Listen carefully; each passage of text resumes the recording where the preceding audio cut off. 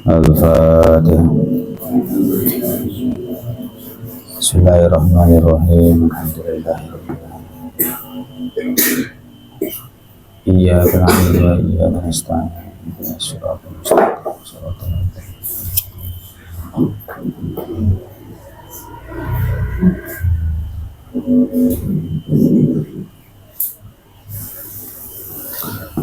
Bismillahirrahmanirrahim.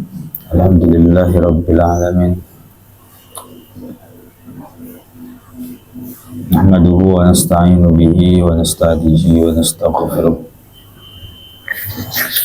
Wa na'udzu billahi min syururi anfusina wa sayyiati a'malina. May yahdihillahu fala mudilla lahu wa may yudlil fala hadiya lahu. Asyhadu an la ilaha illallah wahdahu la syarika lahu wa asyhadu anna Muhammadan 'abduhu wa rasuluh la nabiyya ba'da. Allahumma shalli wa sallim wa barik ala sayyidina wa maulana Muhammadin ala alihi wa ashabihi ajma'in, amma ba'd.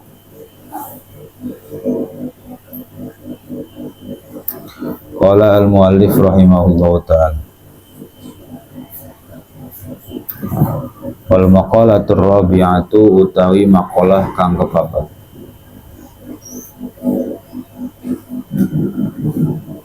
Son gimana son? Qala ngendika sapa Utsmanu Sayyiduna Utsman radhiyallahu anhu.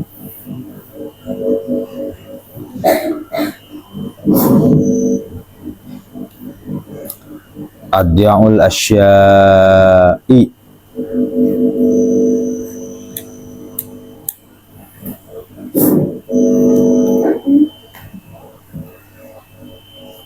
bisa nggak? Kalau nggak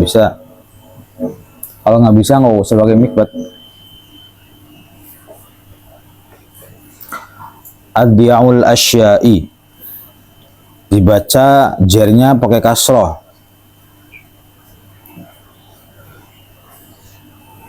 Kenapa? Karena kemasukan al. Asya itu isim ghair munsharif karena kemasukan alif ta'nis. Alif ta'nisnya mana? Sebelum hamzah, alif ta'nis. Jamak dari syai'un loh.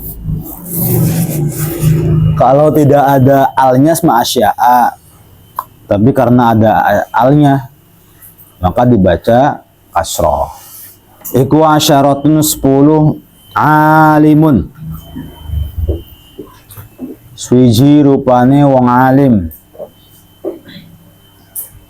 La yus'alu kang ora den takoni sapa anhu saking alim. Wa ilmun lan ilmu. La yu'malu kang ora den amalake opo bihi kelawan ilmu.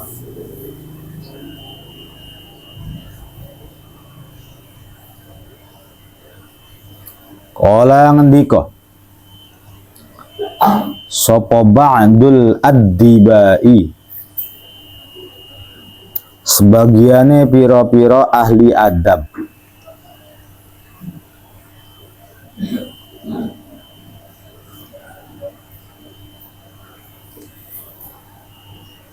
Al-ilmu utawi ilmu iku afdalu khalfin luwi utamane pengganti.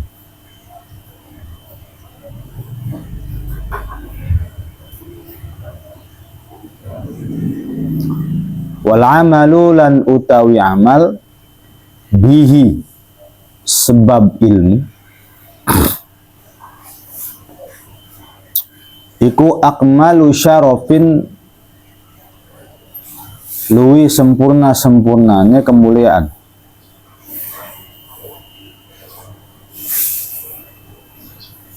Wa ra'yun lan pendapat ay tadbirun tegese pendapat. Shawabun kang bener.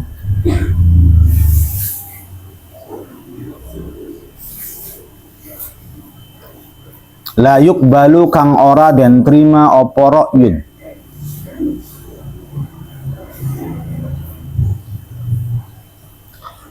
Wasilahun lan senjata la yusta'malu kang ora den gunakake apa silah.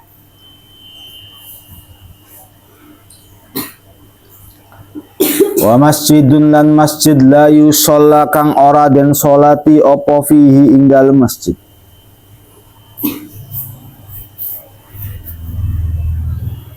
Wa mushafun lan mushaf la yuqra'u kang ora den baca apa fihi ing dalem mushaf. Wa malun lan harta la yunfaqu kang ora den infakake apa minhu saking mal. Wa khailun lan kendaraan la turkabu kang ora den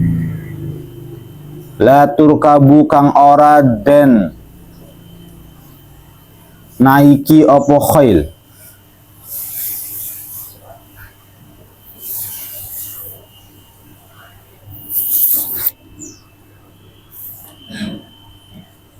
Masya Allah. Wa ilmu zuhdi lan ilmu tentang zuhud. Fi batni man ing dalem wetenge wong. Yuridu kang ngarepake sapa man ad-dunya ing dunya.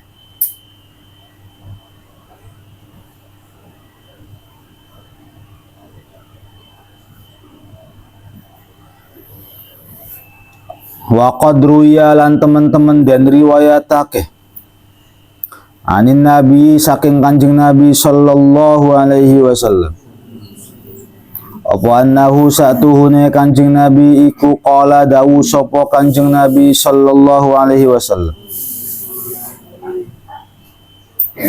Ada 10 perkara yang menjadi sia-sia.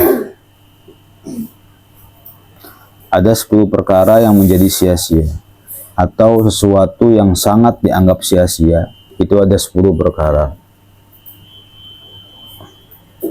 Alimun la yus'alu anhu wa ilmun la yu'malu bihi wa ra'yun shawabun la yuqbalu wa silahun la yusta'malu wa masjidun la yusalla fihi wa mushafun la yuqra'a fihi wa malun la yunfaqu minhu wa khailun la turkabu. Ada yang menarik terakhir, wa ilmu zuhdi fi batni may yuridu dunya. Ilmu tentang zuhud, ngajinya ihya. Sekarang sudah banyak begitu ya. Ngajinya ihya, ngajinya hikam, tapi buat pamer-pameran, buat sombong-sombongan. Nah ini udah menyebar banget nih begini. Jadi baca kitab kuning sekarang udah menjadi ajang pamer, terutama di medsos nih. Lalu buat ajang perdebatan. Kemudian orang-orang yang ngaji ma'rifat, ngaji hakikat, sudah pada ngeremehin orang-orang yang ngajinya syariat. Jadi ngajinya ngaji zuhud, ngaji tentang ketidaksukaan manusia terhadap dunia, ngaji tentang pengabaian terhadap dunia, tetapi ternyata yang ngaji adalah orang-orang yang mencintai pujian dan dunia. Kalau didebat nggak terima, kalau diremehin nggak terima, kalau dianggap bodoh marah. Nah, itu kan orang-orang yang cinta dunia. Anak-anak santri jangan sampai seperti itu. Kelihatan orang nggak pinter aja bisa nggak? Kelihatan orang yang nggak punya apa-apa dan nggak bisa apa-apa.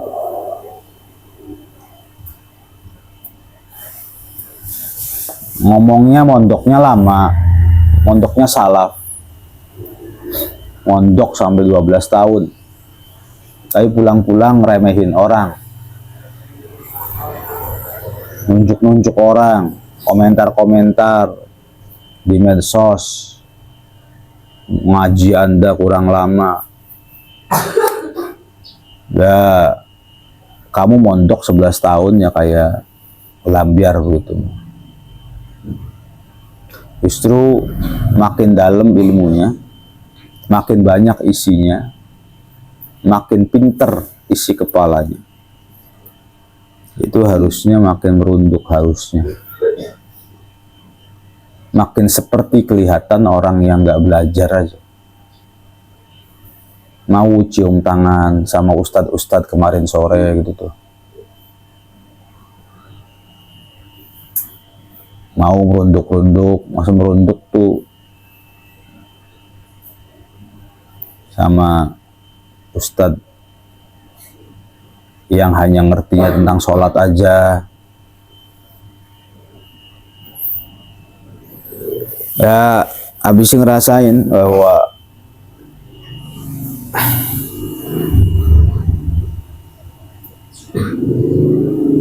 santri atau bilik pesantren atau apa tuh sudah menjadi ajang dunia tuh udah ngerasa bang. Amaliyah zahirnya kelihatan amaliyah zahir akhirat. Ngajinya tuh kitab kuningan begini, pakai peci, pakai sarung, ngajinya di pondok salaf. Tapi yang berputar-putar dalam hati dan pikiran adalah pujian-pujian dari manusia. Pujian apa? Wih hebat, wih salaf, wih mantep, wih. Bahkan kita menginginkan pujian dari orang lain, wih rendah hati sekali, wih tawaduk sekali, itu kan pujian. Pujian itu bukan hanya tampan zahir saja. Masya Allah, tulusnya, pengen diomong tulus kita tuh. Jadi kita sendiri nggak bisa nebak bahwa diri kita tulus atau tidak dalam membantu orang, tapi keinginan kitanya tuh ingin dikata-katain tulus, ingin disebut Masya Allah. Nah ini nih rusak hati kita nih, bukan? Hati kita rusak. Maka silakan pelajari tentang zuhud, pelajari tentang hikam, pelajari tentang ihya. Tapi jangan sampai kitab-kitab yang seharusnya membuat akhlak kita itu baik, tapi ternyata membuat kita itu ngeremehin orang. Ajang pamer, ngaji cuman ingin mendapatkan predikat sufi. Ngaji cuman ingin dikata-katain ma'rifat, hakikat. Udah ngaji mah syariat aja syariat. Ngaji syariat sama ngaji akhlak. Dikata-katain ilmunya belum nyampe kayak, dikata-katain kelasnya masih kelas TK kayak, dikata-katain ngopinya kurang kental kayak, mainnya kurang jauh kayak, nggak apa-apa. Lihat aja yang ngomong-ngomong begitu, yang ngata-ngatain begitu tuh, itu pasti orang yang kalau tidak ilmunya kosong berarti ilmunya tidak manfaat. Tidak akan mungkin orang yang ilmunya tinggi bicaranya seperti itu. Al-muslim man salimal muslimun min lisanih wa yadih. Orang Islam yang baik itu adalah seseorang yang pada intinya sih harus menjaga lisan dan tangannya. Kalau sampai ngata-ngatain Anda kurang belajar, silahkan belajar lagi. Yang mana tujuan kamu ngomong begini ingin meremehkan seseorang, berarti memang yang kurang belajar tuh kamu. Kalau misalnya ada di postingan perdebatan ilmu ilmiah YouTube atau di mana, lalu kita kurang setuju, kita kurang sependapat, kurang serem dengan pendapat itu, jangan mencela. Muslim dia mencela. Faliyakul khairan ayo coba hafal nggak? Faliyakul khairan liyasmut. Kalau bisa ngomong tuh yang baik. Kalau nggak bisa ngomong baik, maka lebih baik diem. Kamu gatel nih, gatel. Pengen ngeritik, gatel, pengen ngomong gak enak. Nah, ketika gatel seperti itu, diem. Akhlaknya tuh. Kalau bisa, ngomong yang baik-baik. Jangan ngata-ngatain orang. Menjijikan sekali. Otak apa bahasa-bahasa komentar begitu jangan ditiru.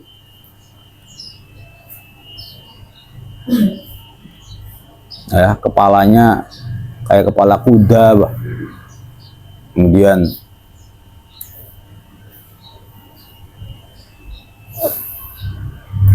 SDM rendah, bahasa SDM rendah, ngata-ngatain orang tuh SDM rendah. Ada bahasa-bahasa begitulah, bahasa-bahasa yang kira-kira menyakiti orang dan memanggil sebuah perdebatan, panas-panasan, muslim-muslimah. Oh, Rasulullah nggak pernah ngajarin begitu. Oh, masa iya orang Islam yang baik begitu sih? Nah, santri juga begitu, di pondok tuh jangan suka madan-madanan, bully-bulian, musuh-musuhan. Santri jadi musuhan.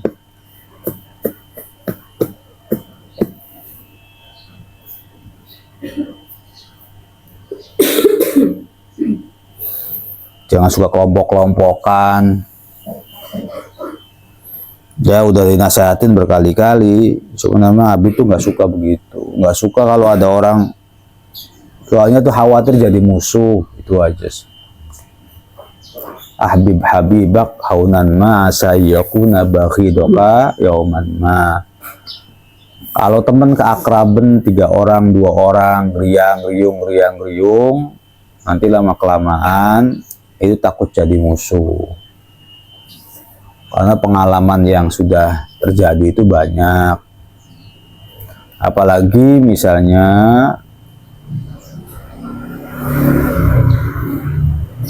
dalam obrolan tersebut tuh ngomongin orang terus.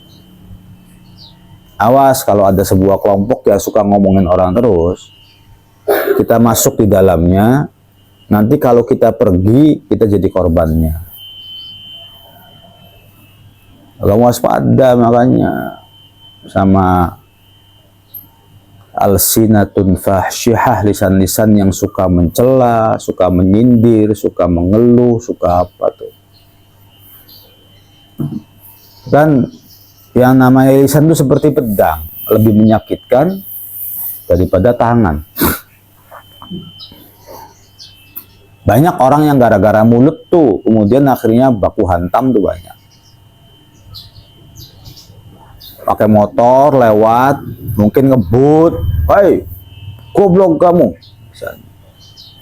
Nggak ngapa-ngapain, cuma ngomong, "Hei, goblok kamu." Lalu yang pakai motor ngelihat, jadi tuh main tangan jadi gara-gara mulut. Makanya santri yang baik itu adalah santri yang bisa menjaga mulut. Nah, makin lama di pondok itu harusnya makin bisa menjaga lisan.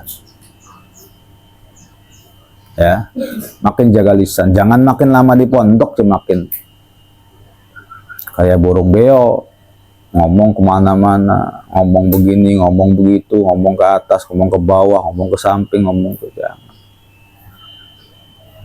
Nah, kalau memang masih ada punya sifat seperti ini, maka dari itu habis sampaikan dirubah. Ghayyiru anfusakum. Rubahlah diri kalian dari sekarang. Kalau bukan sekarang berubah, kapan lagi mau berubah? Gitu. Karena waktunya belajar kita itu sekarang. Kalau sudah di rumah, itu bukan waktu belajar, waktu kita terjun dan mempraktekkan ilmu kita.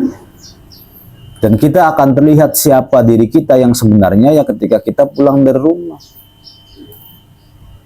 Belajar emang ya sekarang. Nah, belajar tuh bukan kitab aja. Kitab, nahu, sorof, kitab, bukan itu belajar. Belajar yang penting tuh belajar tentang kehidupan itu loh. bersosial di pondok, minjem izin enggak gitu loh, itu baru namanya ilmu tuh. Memusuhi orang tidak, saling membantu tidak, malas piket tidak, roan tidak, suka gotong royong tidak, suka kebersamaan tidak, suka mencela tidak, suka geng-gengan tidak, suka circle-circlean tidak. Belajar dari sini tuh. Itu yang namanya belajar tuh. Kalau misalnya kita lagi ngomongin orang, astagfirullahaladzim, ya ini pembelajaran, udah pergi.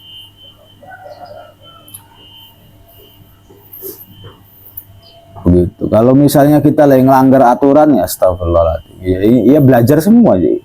Cuman bedanya kalau nahwu shorof, pelajaran ilmu, kalau ini pelajaran kehidupan nih, piket apa, pakaiannya rapi, ya pakai jam tangan, pakai wangi-wangian, nurut sama aturan, sama orang tua baik, sama ayah ibu baik.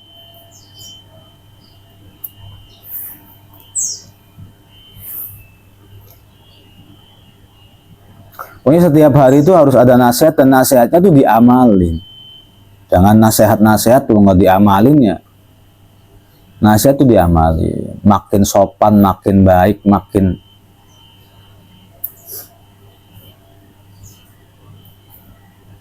kemarin tuh lihat di postingan ada postingan pesantren. Ini berlaku apa enggak? Abi nggak tahu di sini ada enggak. Jadi ada perempuan mandi, santri putri ini mah, mandinya ditungguin, udah ditungguin sama temennya. Tapi ketika dia keluar dari kamar mandi, ternyata bukan temennya yang masuk, tapi teman akrabnya yang jauh tadi. Gak tahu di sini ada enggak begitu. Kamu aja yang kesini. Ya itu postingan mungkin buat lucu-lucuan, di pesantren. Tapi yang mencela banyak, dan termasuk Abi juga. Kalau misalnya tidak bisa menjaga lisan, apa yang tak cela baik. Ini apa-apaan sih begini? Kok yang setelahnya itu bukan yang lain ngantri, setelahnya itu teman akrabnya. Dikira dia guyonan dan bercanda, tapi orang anggapnya serius. Nggak punya moral kalau gitu mah. Gitu. Harusnya begitu keluar dari kamar mandi, yang masuk kamar mandi kan yang lagi nungguin di belakangnya. Ini mah bukan berarti Abi membesar-besarkan masalah, bukan. Cuman masalah kecil begini aja bisa jadi apa? Tontonan yang nggak menarik. Yang komentar banyak, yang mencela banyak. Hayo mau gimana? Kebiasaan pondok jelek seperti itu. Lalu yang keluar dari kamar mandinya nggak ngizinin. Yang barunya nih, justru manggilnya adalah teman akrabnya yang lagi duduk jauh.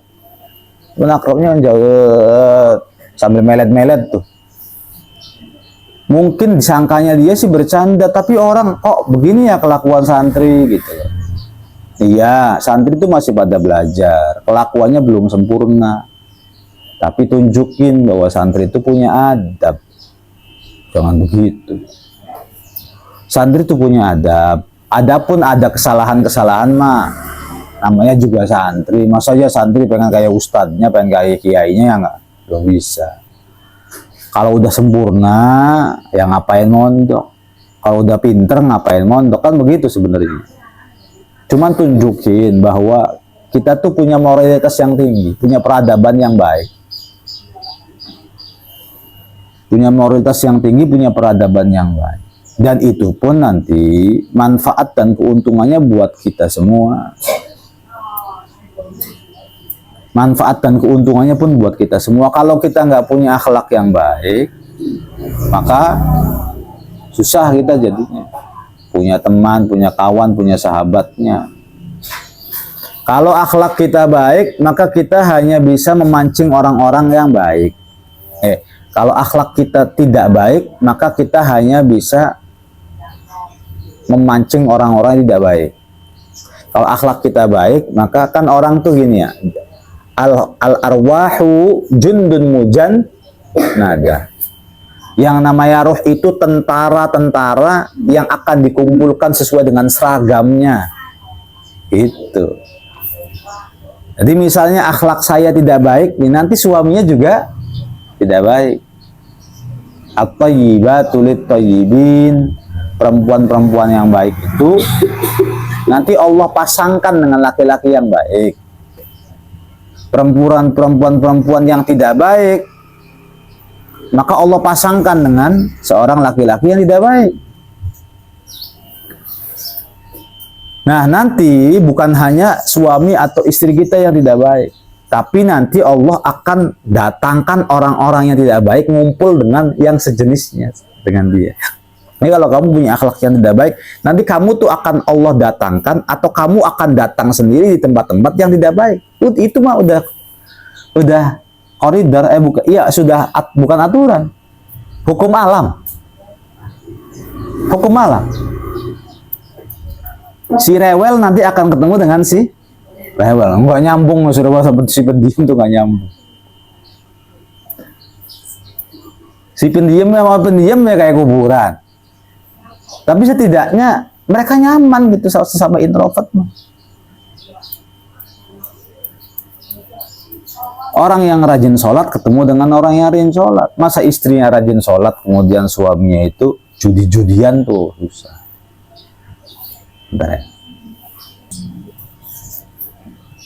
Jadi kalau misalnya kita pengen punya suami yang baik, punya anak-anak yang baik, maka kitanya harus baik. Jadi Allah nanti lihat kitanya, ini orang nih kayaknya nggak baik. Gitu tuh. Pemberontak akan bertemu dengan si pemberontak, akan cocok dengan sendirinya. Orang baik akan cocok dengan orang baik. Itu mah di mana-mana, mau bukan pondok apa ya, di pesantren ke, di sekolahan ke, guru-gurunya ke, di perusahaan ke. Di perusahaan kan si pengkhianat-pengkhianat tuh ada aja nih. Ya ada pasti. Yang kadang-kadang ngomongin direkturnya, ngomongin manajernya, ngomongin HRD-nya. Satu orang, nanti ternyata ada satu orang yang nggak suka juga sama direktur, sama apa nih, orang ini nanti sama orang ini bisa ketemu nih, awas nih. Kalau udah ketemu, duduk bareng, ngopi bareng, maka jadilah mereka itu sebuah kelompok. Jadi dua. Ternyata di pojokan ada OB yang mungkin sering dimarahin sama atasannya, jadi kesel gitu tuh. Mungkin belum ketemu sama dua orang ini nih. Suatu ketika dengerin si OB nih, dua orang lagi berkeluh kesah nih. Cocok nih dua orang nih. Set. Jadi kayak magnet. Ngerti kan? Emang jadilah berapa? 3. 3 ini nimbrung akrab, bahkan nanti buat grup. Di WA tuh buat grup.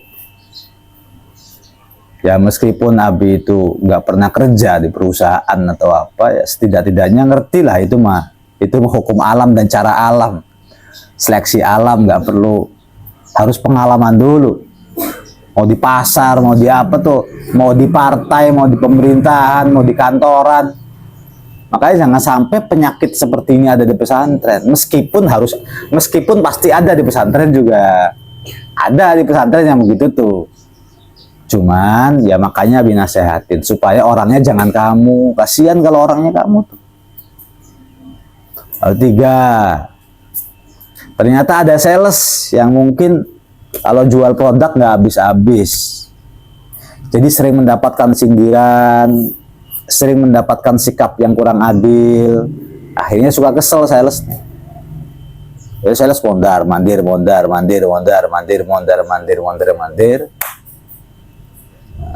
Akhirnya si sales akrab sama si OB, dikenal-kenal, jadi 4 orang.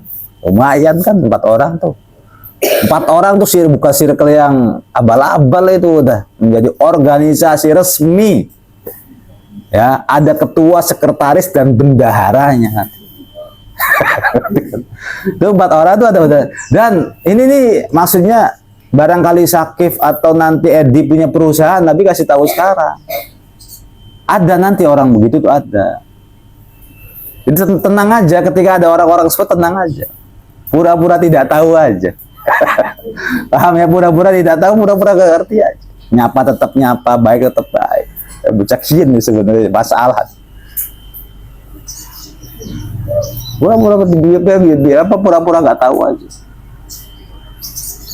Kan nanti deh, pokoknya kalau misalnya suatu ketika pulang ke rumah, boyong, gitu. Pokoknya kalau belum Abi kasih ijazah nih, mau kaya dan alim, jangan pulang dulu kamu. Oh, orang yang kalau pulang Abi kasih ijazah, kamu pengen kaya dan alim, tak kasih ijazah aja beneran. Ya amalin, dan itu gampang sekali. Entah itu praktek, tapi yang jelas pada belum tahu. Dan Nabi nggak pengen ngasih tahu. Nggak pengen ngasih tahu. Nah, nanti ketika sudah boyok, kemudian pengen diriin perusahaan, kamu datang dulu dari sini. Abi kasih ilmu khusus, ilmu rahasia yang orang-orang belum pada tahu. Maksudnya yang belum pernah diajarin ke santri. Kan ada ilmu cara mengetahui ciri-ciri orang-orang yang akan menjadi teman kita di perusahaan, membantu kita, mensokong kita, mendorong kita, membesarkan perusahaan kita. Dan ada ciri-ciri orang yang dia sebenarnya penghancur perusahaan kita, dan kamu harus tahu ciri-cirinya. Di zaman baginda Nabi Shallallahu Alaihi Wasallam itu tidak semuanya menjadi. Ada Abdullah bin Ubay, orang-orang yang mengkhianati Nabi ada begitu. Datang dulu Abi, alhamdulillah warung saya rame dan saya pengen punya karyawan. Berapa Bahrul karyawannya? 20. Sini dulu.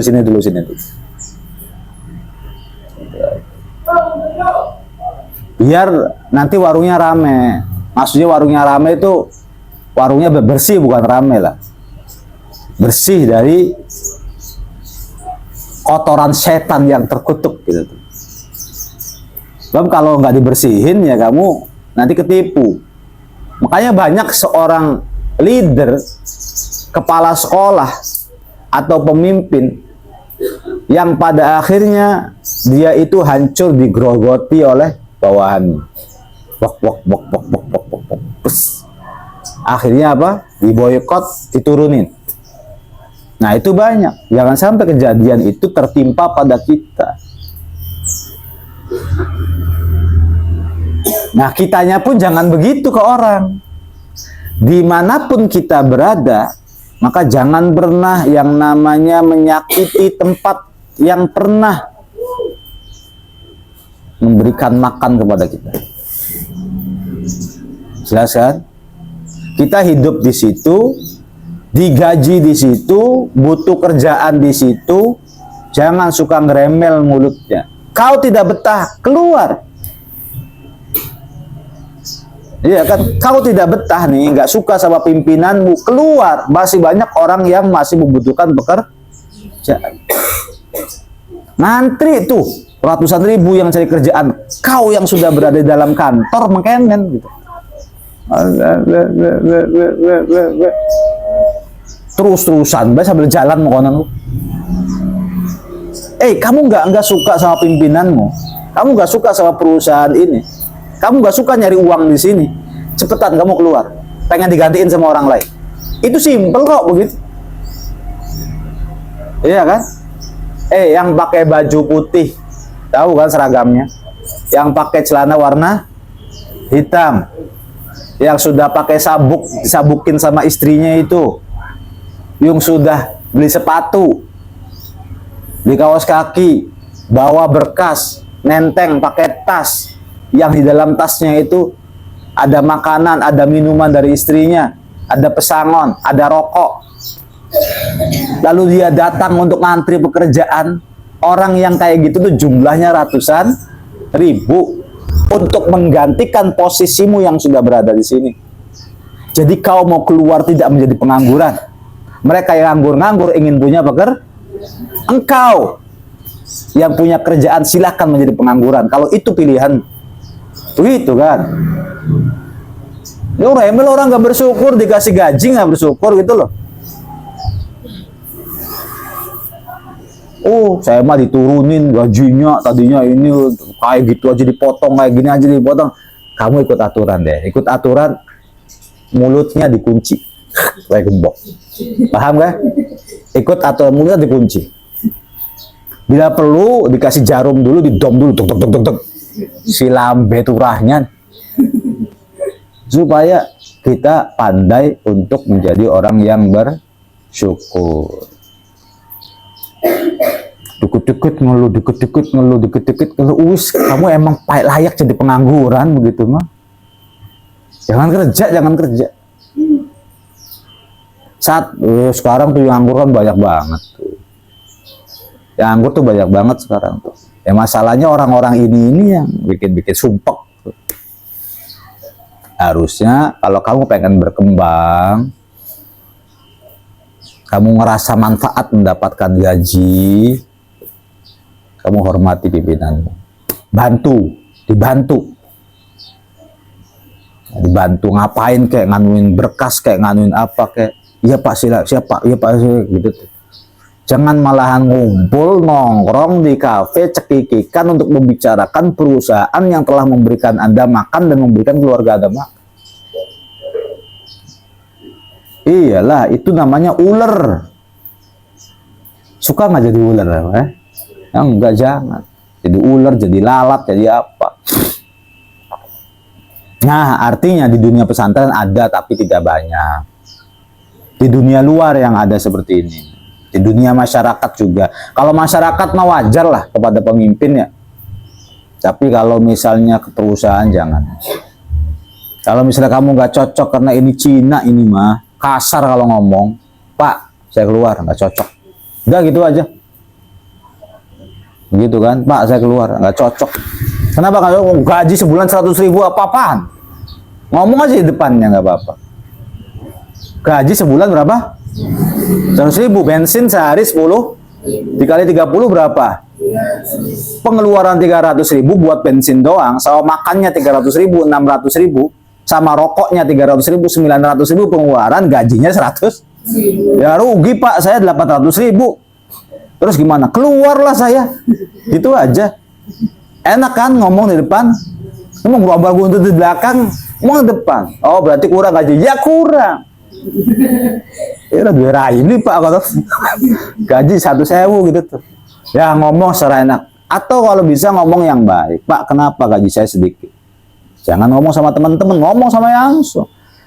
Keberanian seseorang ketika dia tidak cocok atau pengen bertanya sesuatu tuh ngomong langsung, bukan dari belakang.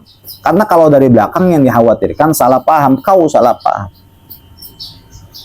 Dan banyak orang yang salah paham, kau salah paham. Kau salah paham. Ini contoh di pondok saja lah. Contoh di pondok. Kamu ngomongin di belakang, Abi mah ngajaknya orang-orang itu wae. Kan udah ngomongin kamu sama dia. Itu namanya udah ngomongin namanya. Lagi-lagi itu. Sambil mencutuk, lagi-lagi itu. Lagi-lagi itu. Ya diomongin, lagi itu. Diajaknya itu. Kebetulan ketemu sama orang-orang yang dengan perasaan yang sama. Iya. Saya mah nggak pernah diajak. Padahal saya udah bikinin kopi, bikinin teh. Saya itu nemenin Abi 24 jam. Giliran pengen keluar yang diajak dia. Ada aja kan omongan begini, ada aja misalnya. Apalagi laki-laki misalnya. Barangkali. Lagi-lagi perempuan diajak. Coba kamu ngomong sama Abi di depan. Abi mau tanya, Abi kalau ngajak kemana-mana kenapa sih ngajaknya si dia? Itu kan enak kan. Jadi gini, Abi jelasin ya, ketika kau paham, oh ya astagfirullah gitu kan. Tapi kalau kamu ngomong di belakang, bagaimana caranya kamu mendapatkan klarifikasi dan tabayun? Yang ada adalah kamu berkeluh kesah terus. Satu, kamu bisa lama-lama nggak suka sama Abi. Yang kedua, jelas-jelas kamu tidak akan suka sama yang diajak Abi nanti. Orang cemburu itu, meskipun yang dicemburui nggak punya salah, itu tetap dianggap bersalah. Paham ya? Contoh ini mah. Ini harus dibawa ke IGD orang begini. Nah ini nggak tahu ya, banyak laki-laki apa banyak perempuan tapi nggak tahu. Tapi ini umum dan ini memang penyakit. Abi udah beberapa kali ingetin ini juga. Cuman kan orang ingetin tuh harus berkali-kali, seperti tanaman yang disiram. Abi akrab sama Mang Hibat, akrab. Tiba-tiba Hibatnya akrab sama Ojan. Cemburu lah hati. Ojan yang nggak tahu salah apa-apa tuh disantet, cuy. Ngerti kan? Orang nggak tahu salah apa-apa, nggak tahu dia salah apa, salah. Saya siapa yang nyantet ini? Kalau memang hal itu berarti yang salah Hibat, misal, iya kan? Anggap saja lah, padahal dia nggak bersalah, dia juga berhak untuk berteman dengan siapa sah. Cuman hati kitanya yang terlalu busuk, berharap berlebihan, gitu loh. Sama kita sebagai istri punya suami, gitu. Suaminya suaminya ngaku duda, kan gitu. Atau ngaku jaka, padahal punya istri. Tebar pesona kemana-mana, ngakunya janda. Terus si suami ini dekat dengan seorang perempuan. Kan perempuannya nggak tahu apa-apa kan? Nggak tahu apa-apa. Bang, abang masih jaka? Iya Neng, saya masih jaka. Oh ya udah deh, nggak apa-apa nikahin saya. Jadi si perempuan yang baru salah atau tidak? Tidak. Lah perempuan yang lamanya tahu gitu loh. Ini suami saya dekat dengan seorang perempuan. Ya sudah, dilempar jumroh. Iya kan? Nah suami yang lama tuh, ya suami yang baru, si istri yang baru tahu nggak? Nggak tahu. Kenapa tiba-tiba saya jadi setan? Kenapa saya ditimpukin nih gitu? Paham Tom? Nah kita jangan jadi orang seperti itu. Kita tak samperin, Mbak. Saya istrinya, Mbak. Oh, berarti dia udah punya suami? Iya. Nih surat, ini mukanya, ini surat nikahnya, nih surat nikahnya. Paham nggak? Nih, nggak ada akte cerai, nggak ada akte cerai. Ini kakaknya nih. bukan seperti itu, bukan. Ini kakaknya, ini surat nikahnya, nih apanya. Oh ya Allah maaf Mbak, mulai detik ini blokir nomor suami saya. Mulai blokir ya, jangan lagi-lagi ya. Ingat muka saya, ingatkan. Kalau masih bales, masih respon, masih ngechat, masih apa, nih, nah baru itu adalah sebuah jangan sampai dia nggak tahu apa-apa. Lagi di kafe ngobrol sama suami kita misalnya, ini perempuan nggak tahu apa-apa. Ini perempuan nganggapnya ini adalah perjaka. Lalu kita istrinya, ya biasa. Bawa batu segede kepala sambil takbir Allah. Kira-kira siapa salah siapa? Orang perempuan nggak ada apa-apa brak gitu.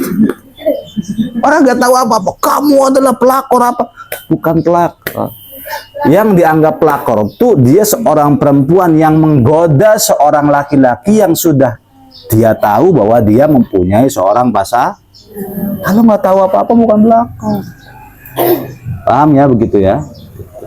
Kalau nggak tahu apa-apa jangan diingetin dulu apa dia apa. Abi juga begitu. Kamu punya salah pasti punya dosa. Abi ayo ingetin lewat ngaji. Yang sindir-sindir, yang rasa hatinya punya salah, ya Abi sih bukan berarti ngomong. Tapi ya cepet-cepet kita bertaubat. Wallahu a'lam.